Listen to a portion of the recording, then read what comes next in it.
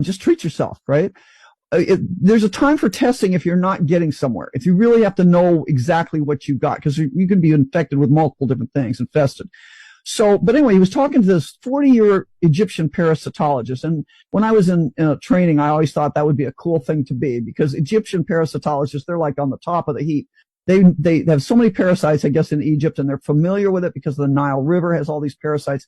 So they know how to deal with this, and they're very smart about this. And Brian Ardis was telling him, when I look at parasite egg sacs under the microscope, because he's really interested in this stuff, he said, when I look at it under the microscope, it looks identical to the pictures of cancer, like bowel cancer or breast cancer. Interesting. And he said, this is what Brian said. He said, this guy's eyes got big, and he says, in 40 years of doing that, I have never had an oncologist, a cancer doctor, make that association.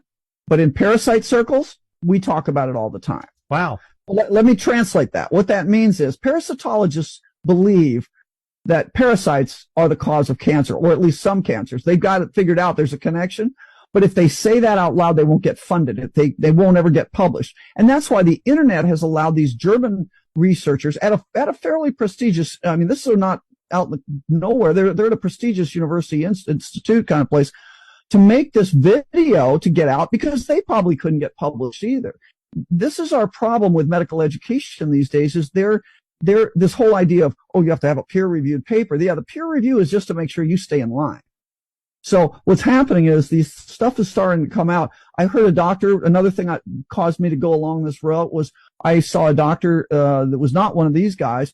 Another doctor showed a picture of blood and said they started noticing that 100% of their cancer patients had parasites in their fresh blood.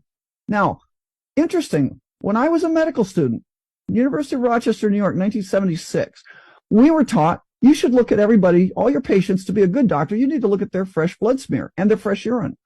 By 1985, they quit teaching students that. Now, so they missed What did they teach them to do after that? Send it to the lab. And the lab just does a frozen and smear, or a fixed smear, or they put it in their machine or something. Nobody looks at the fresh blood smear, but now they're starting to do it again. Let me ask you something about that. Do you think the reason they started doing that was to compartmentalize all of this stuff? Absolutely. So people don't. And it's not together. just that.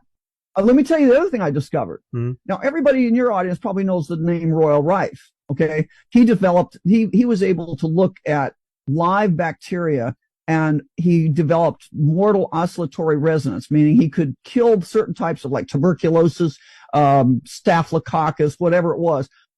He figured out the resonant frequency to kill them, at least possible. And you can't, but if you think, if this is so emotionally, if the answer is so emotionally damaging to you, you don't look, you can't accept it, you don't want to talk about it as a possibility, and you just keep going along this route. See, that's what they're doing to us. And that's why I'm speaking out about this parasites, because what if there's a simple remedy here? They're trying to make it, and I think that's part of the problem of trying to convince us of all this highly technical genetic stuff. It makes it sound, if you, again, this is to the scientific community, to the doctors, if you believe that you've taken this and now you realize, well, shoot, I've changed my DNA, there's nothing I can do. Well, that's a fatalistic outlook. But if you realize that you took something that actually just temporarily shut down your immune system long enough, your parasites could kill you, there is something you can do. That's right. I used to be a member of the medical death It's cult. Become a prison for our mind in some ways. Right. And let's look at the symbols. By their symbols, you'll know them, Look at the symbol. When I was in medical school, again, I started in 1976.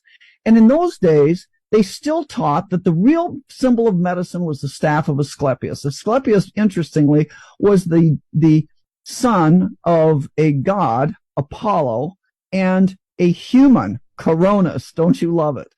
So he was a demigod of the mother Coronis. And there are all these medical institutions all over the world named Coronis. This has been going on. This is not by accident. This is all, that's why I know it's not by accident, because Richard Rothschild, this is true. I looked at this myself. He actually did have patents on coronavirus testing packages in 2015. So come on now. we didn't even know we were going to call it COVID until 2020, according to the pundits. But this is a death cult, and these guys are running the show.